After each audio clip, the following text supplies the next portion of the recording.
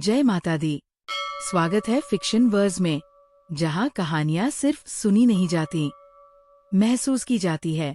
आज हम लेकर आए हैं एक ऐसा अध्याय जो सिर्फ शब्दों का संग्रह नहीं, बल्कि आस्था, शक्ति और दिव्यता का अनुभव है। ये है दुर्गा सप्तशती का 11वां अध्याय, देवी स्तुति। वो क्षण जब अधर्म पर धर्म की विजय हो चुकी है, जब शुंभ जैसे महादैत्य का अंत हो चुका है और पूरा ब्रह्मांड एक नई शांति में सांस ले रहा है। देवता, जिनकी आंखों में अब भय नहीं बल्कि कृतज्ञता है, वे झुककर स्तुति कर रहे हैं उस शक्ति की जिसने उन्हें फिर से अस्तित्व दिया। ये सिर्फ स्तुति नहीं है, ये एक स्वीकार है कि इस सृष्टि में जो कुछ भी है वो सब उसी एक शक्ति का रूप है। माँ, जो सृष्टि भी है, पालन भी और सहार भी। माँ, जो ज्ञान भी है और माया भी। माँ, जो रक्षा भी करती है और परीक्षा भी लेती है। तो तैयार हो जाइए एक ऐसी दिव्य यात्रा के लिए जहाँ हर शब्द आपको भीतर तक छू जाएगा, जहाँ आप सिर्फ सुनेंगे नहीं बल्कि महसूस करेंगे उस शक्ति को, उस ऊर्जा को जो हर जगह है, हर रूप में है। तो बिना किसी देर के शुरू करते हैं दुर्गा सप्तशती, अध्याय 11, देवी स्तुति। कल्पना करो एक ऐसा दिव्य क्षण जब पूरा ब्रह्मांड एक अद्भुत शांति और शक्ति से भर गया हो। आकाश सुनहरा हो उठा हो, दिशाएं प्रकाश से जगमगा रही हों और देवता, जिनके चेहरे पर राहत और आनंद झलक रहा है, एक साथ खड़े होकर उस परम शक्ति की स्तुति कर रहे हों। ये वही क्षण है जब महादैत्य शुंभ का अंत हो चुका है और अब पूरे सृष्टि के रक्षक देवी के सामने झुके खड़े हैं। मैं भुवनेश्वरी देवी का ध्यान करता हूँ। उनका स्वरूप इतना दिव्य है कि शब्द भी उनके सौंदर्य को पूरी तरह व्यक्त नहीं कर सकते। उनके श्रीअंगों की आभा ठीक वैसी ही है जैसे सुबह का उगता हुआ सूर्य, कोमल लेकिन तेजस्वी, शांत लेकिन असीम ऊर्जा से भरा हुआ। उनके मस्तक पर चंद्रमा का मुकुट सुसज्जित है, जो उनकी शीतलता और संतुलन का प्रतीक है। उनके 3 नेत्र है, तीनों लोकों को देखने वाली दृष्टि, भूत, भविष्य और वर्तमान पर समान अधिकार। उनका मुख हमेशा एक मधुर मुस्कान से भरा रहता है, एक ऐसी मुस्कान जो भय को खत्म कर देती है और विश्वास जगा देती है। उनके 4 हाथों में वरद मुद्रा, जो आशीर्वाद देती है, अभय मुद्रा, जो भय को दूर करती है, अंकुश, जो भटके हुए को सही मार्ग पर लाता है, और पाश, जो अधर्म को बांधकर समाप्त करता है। ऋषि कहते हैं, जब देवी ने उस महादैत्य शुंभ का वध कर दिया तो इंद्र सहित सभी देवता अग्नि को आगे करके देवी कात्यायनी की स्तुति करने लगे। उनके चेहरे खुशी से दमक रहे थे, मानो उन्हें वो सब मिल गया हो जिसकी वे सदियों से प्रतीक्षा कर रहे थे। उनके तेज से चारों दिशाएं प्रकाशमान हो उठीं और फिर वे सभी एक स्वर में बोले, हे देवी, जो शरण में आने वालों के दुखों को दूर करती हो, हम पर प्रसन्न हो जाओ। हे संपूर्ण जगत की माता, हे विश्वेश्वरी, इस सृष्टि की रक्षा करो। तुम ही इस चर और अचर जगत की अधीश्वरी हो। देवताओं की आवाज में अब श्रद्धा और गहराई और बढ़ जाती है। वे कहते हैं, हे देवी, इस पूरे जगत का आधार केवल तुम हो, क्योंकि पृथ्वी के रूप में तुम ही स्थिर होकर सबको सहारा देती हो। तुम्हारा पराक्रम कोई पार नहीं कर सकता और जल के रूप में तुम ही इस संपूर्ण संसार को तृप्त करती हो। अब वे देवी के और गहरे स्वरूप को समझते हुए कहते हैं, तुम अनंत शक्ति से भरपूर वैष्णवी शक्ति हो। तुम ही इस ब्रह्मांड की मूल कारण, परामाया हो। तुमने ही इस पूरे जगत को मोह में बांध रखा है और जब तुम प्रसन्न होती हो तभी इस पृथ्वी पर मोक्ष की प्राप्ति संभव होती है। देवताओं को अब यह भी समझ आ जाता है कि इस संसार की हर विद्या, हर ज्ञान, हर शक्ति, सब कुछ देवी के ही अलग अलग रूप है। हे देवी, जगत में जितनी भी स्त्रियां हैं, वे सब तुम्हारी ही मूर्तियां हैं। अब उनकी वाणी और भी विनम्र हो जाती है। हे जगदम्ब, तुमने इस पूरे विश्व को अपने भीतर समाहित कर रखा है। तुम्हारी स्तुति कैसे की जा सकती है? तुम तो उन सभी शब्दों और भावों से परे हो जो स्तुति के लिए प्रयोग किए जाते हैं। वे आगे कहते हैं, जब तुम स्वयं ही स्वर्ग और मोक्ष प्रदान करने वाली हो, तो हमारी ये स्तुति भी तुम्हारी ही कृपा का परिणाम है। इससे बेहतर शब्द और क्या हो सकते हैं? अब वे देवी के उस स्वरूप को प्रणाम करते हैं जो हर जीव के भीतर विद्यमान है। हे नारायणी देवी, जो बुद्धि के रूप में हर हृदय में निवास करती हो, जो स्वर्ग और मोक्ष प्रदान करती हो, हम तुम्हें बार बार नमस्कार करते हैं। अब वे समय और सृष्टि के रहस्य को समझते हुए कहते हैं, हे नारायणी, तुम ही कला और काष्ठा के रूप में समय को आगे बढ़ाती हो। तुम ही इस सृष्टि को परिवर्तन की ओर ले जाती हो और अंत में तुम ही इसका सहार करती हो। अब देवी के मंगलमयी स्वरूप की स्तुति होती है। हे नारायणी, तुम ही सब प्रकार का मंगल प्रदान करने वाली हो। तुम ही शिवा हो, कल्याण देने वाली। तुम ही सभी पुरुषार्थों को सिद्ध करने वाली हो। तुम शरण में आने वालों से प्रेम करने वाली हो। 3 नेत्रों वाली गौरी, तुम्हें हमारा प्रणाम है। देवता अब देवी के सबसे व्यापक स्वरूप को स्वीकार करते हैं। तुम ही सृष्टि, पालन और सहार की शक्ति हो। तुम सनातन हो, अनादि हो।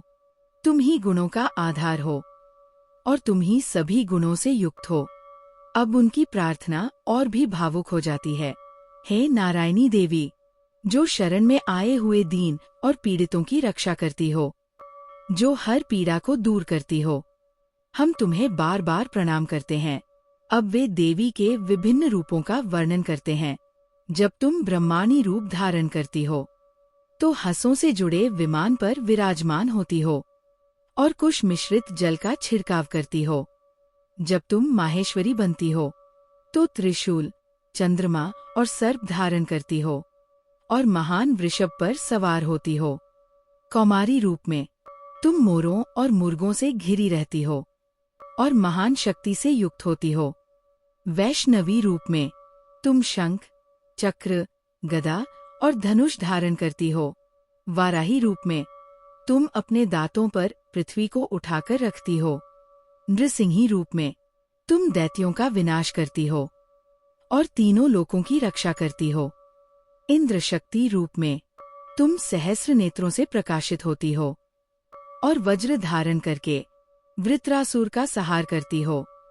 शिवदूती रूप में तुम दैत्यों की विशाल सेना का विनाश करती हो।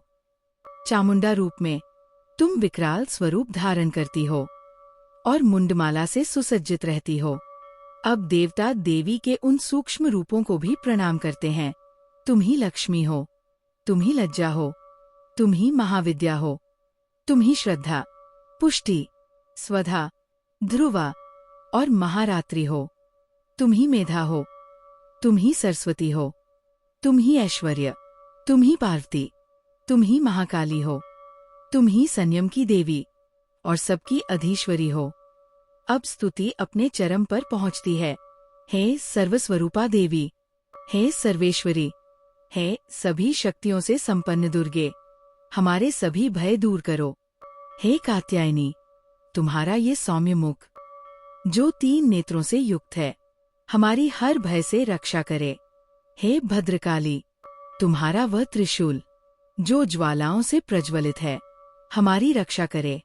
हे देवी, तुम्हारा वह घंटा जिसकी ध्वनि पूरे ब्रह्मांड में गूंजती है, वह हमारे पापों को उसी तरह नष्ट कर दे जैसे एक माँ अपने बच्चे को बुराई से बचाती है।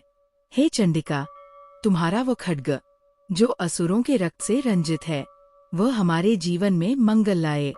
और जैसे ही देवताओं के ये शब्द ब्रह्मांड में गूंजते हैं, उनकी वाणी में एक गहरी श्रद्धा और एक अटूट विश्वास महसूस होता है। अब उनकी प्रार्थना और भी गहराई पकड़ती है। वे देवी की ओर देखते हुए कहते हैं, हे देवी, जब तुम प्रसन्न होती हो तो समस्त रोगों का नाश कर देती हो, और जब तुम कुपित होती हो तो मनुष्य की सभी इच्छाएं एक क्षण में समाप्त हो जाती है। उनकी आवाज में अब एक चेतावनी भी है और एक सत्य भी। जो मनुष्य तुम्हारी शरण में आ जाता है उस पर कोई विपत्ति नहीं आती, और जो तुम्हारी शरण में होता है वह स्वयं दूसरों को भी शरण देने वाला बन जाता है। अब देवता उस अद्भुत शक्ति को याद करते हैं जो उन्होंने अपनी आंखों से देखी थी। हे अंबिके, तुमने अपने एक ही स्वरूप को असंख्य रूपों में विभाजित कर दिया और उन सभी रूपों से इन अधर्मी महादैत्यों का संहार किया। ऐसा कार्य इस सृष्टि में और कौन कर सकता था? अब वे देवी के ज्ञानमय स्वरूप की स्तुति करते हैं। हे देवी, सभी विद्याओं में, सभी शास्त्रों में और वेदों की आदिवाणी में तुम्हारे अलावा और किसका वर्णन है? तुम ही वह शक्ति हो जो इस विश्व को अज्ञान के अंधकार में भटकने भी देती हो और उसी अंधकार से बाहर निकालने की सामर्थ्य भी रखती हो। अब देवताओं की वाणी में एक गहरी कृतज्ञता झलकती है। जहाँ जहाँ भय है, जहाँ राक्षस है, जहाँ विषैले सर्प है, जहाँ शत्रु है, जहाँ लुटेरों की सेना है और जहाँ भयंकर अग्नि जल रही हो, यहाँ तक कि समुद्र के बीच में भी, वहाँ तुम स्वयं उपस्थित होकर इस विश्व की रक्षा करती हो। अब वे देवी को विश्व की आधारशिला मानते हुए कहते हैं, हे विश्वेश्वरी, तुम ही इस विश्व का पालन करती हो, तुम ही इसका स्वरूप हो और तुम ही इसे अपने भीतर धारण करती हो। यहाँ तक कि भगवान विश्वनाथ भी तुम्हारी वंदना करते हैं। देवताओं की श्रद्धा अब अपने चरम पर पहुँच चुकी है। जो मनुष्य भक्ति से तुम्हारे सामने सिर झुकाता है वह स्वयं इतना समर्थ हो जाता है कि दूसरों को भी आश्रय दे सके। अब उनकी प्रार्थना फिर से विनती में बदल जाती है।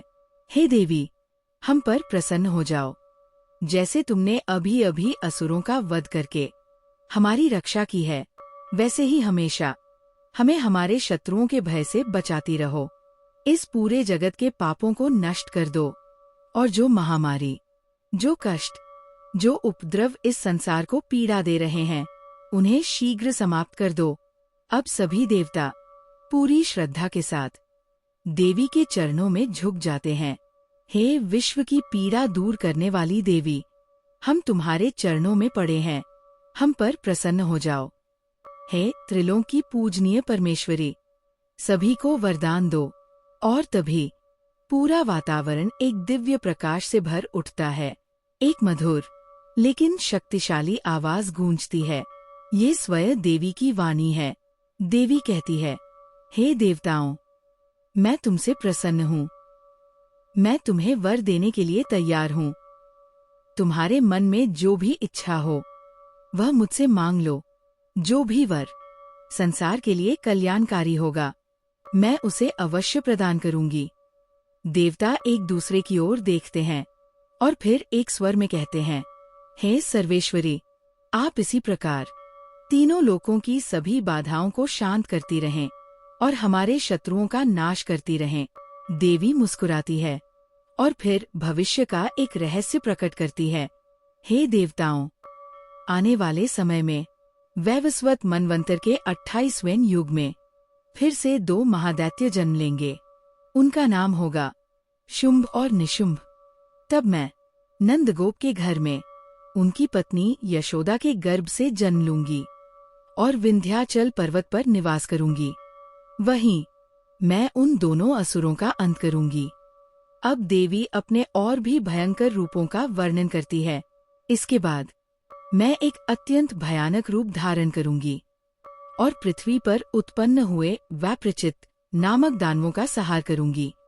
जब मैं उन दैत्यों का भक्षण करूंगी तो मेरे दांत अनार के फूलों की तरह लाल हो जाएंगे और तब देवता और मनुष्य मुझे रक्तदंतिका नाम से पुकारेंगे। अब देवी एक और संकट की भविष्यवाणी करती है। जब पृथ्वी पर 100 वर्षों तक वर्षा नहीं होगी और चारों ओर सूखा और पीड़ा फैल जाएगी, तब मुनियों के स्तवन करने पर मैं बिना किसी गर्भ के स्वयं प्रकट हो जाऊंगी। मैं अपने 100 नेत्रों से सभी मुनियों को देखूंगी और तभी लोग मुझे शताक्षी नाम से जानेंगे। उस समय मैं अपने शरीर से उत्पन्न हुए शाक सब्जियों द्वारा पूरे संसार का पालन पोषण करूंगी। जब तक वर्षा नहीं होगी तब तक वही शाक सभी प्राणियों के जीवन की रक्षा करेंगे और इस कारण मेरा नाम शाकंभरी के रूप में प्रसिद्ध होगा। उसी अवतार में मैं दुर्गम नामक महादैत्य का वध भी करूंगी और तब मेरा नाम दुर्गा देवी के रूप में विख्यात होगा। अब देवी का स्वर और भी प्रचंड हो जाता है जब मैं भयंकर रूप धारण करूंगी और हिमालय में रहने वाले राक्षसों का नाश करूंगी। तब मुनि मुझे भीमा देवी के नाम से पुकारेंगे और जब अरुण नाम का दैत्य तीनों लोकों में उपद्रव मचाएगा तब मैं असंख्य भ्रमरों का रूप धारण करूंगी। 6 पैरों वाले उन भ्रमरों के द्वारा मैं उस दैत्य का अंत कर दूंगी और तब सभी लोग मुझे भ्रामरी के नाम से पुकारेंगे। अब देवी अपने अंतिम वचन देती है, जब जब इस संसार में दानवों का अत्याचार बढ़ेगा और धर्म संकट में पड़ेगा तब तब मैं अवतार लेकर उन शत्रुओं का संहार करूंगी। देवी की ये वाणी सिर्फ शब्द नहीं थी, ये एक वचन था, एक आश्वासन था कि चाहे अंधकार कितना भी गहरा क्यों न हो, जब जब संसार संकट में होगा तब तब माँ दुर्गा स्वयं अवतार लेकर अपने भक्तों की रक्षा करेंगी। और अंत में ऋषि मार्कंडेय इस दिव्य कथा को पूर्ण करते हुए कहते हैं, इस प्रकार श्री मार्कंडेय पुराण के अंतर्गत सावर्णिक मनवंतर की कथा में देवी महात्म्य का यह देवी स्तुति नामक 11वां अध्याय यही पूर्ण होता है। और दोस्तों, ये सिर्फ एक अध्याय का अंत नहीं है, ये एक संदेश है, एक विश्वास है कि जब भी जीवन में अंधकार छाएगा, जब भी मुश्किलें तुम्हें घेर लेंगी, तब एक शक्ति हमेशा तुम्हारे साथ खड़ी होगी, माँ दुर्गा की शक्ति। अगर तुम सच में माँ की भक्ति को महसूस करते हो तो कमेंट में जरूर लिखो, जय माता दी।